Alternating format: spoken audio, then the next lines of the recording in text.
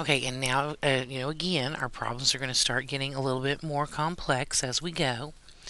Here we have a problem that says the square root of p equals 2p. Well, remember, we're isolating the variable. So we have a problem in that we have variable on both sides of the equation. But the square root and p to the first power are not like items, so we really can't combine them.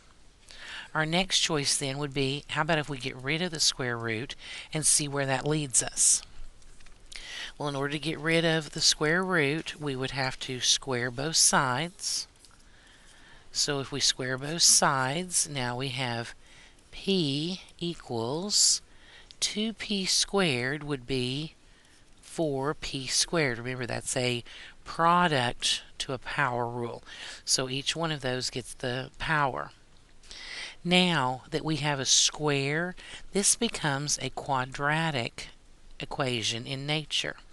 And remember, your quadratics, anytime you see p squared or x squared or something like that as your highest power, you want to automatically be thinking this might factor, because that's what we've done with all of those squares. Remember us working on those before?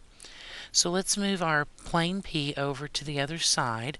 So we have 0 equals 4p squared minus p. I subtracted this variable over. And now we can actually factor this right side. So now that says 0 equals, they have a common p that we can factor out. So that would be p times 4p minus 1. And remember, once things are fully factored, then we can use that zero product property that says if two things are multiplied together to equal 0, one of them must be 0. So p equals 0 from our first factor here, or 4p minus 1 has to equal 0.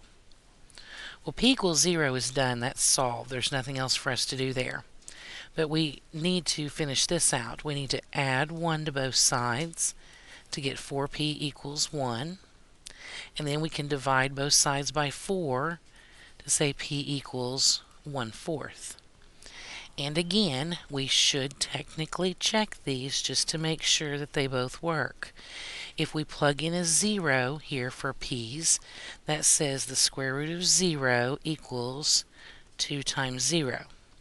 Well, the square root of 0 is 0, equals 2 times 0 is 0, so that checks. If we put in our 1/4, that says the square root of 1/4 equals 2 times 1/4. Well, the square root of 1/4, if you'll remember from our square roots, we can take the square root of the top, which would be 1, and the square root of the bottom, which would be 2. And then over here, 2 times 1/4 is 1/2, so that one checks also. Actually, now we had two answers to this problem. P could be 0 or P could be 1/4.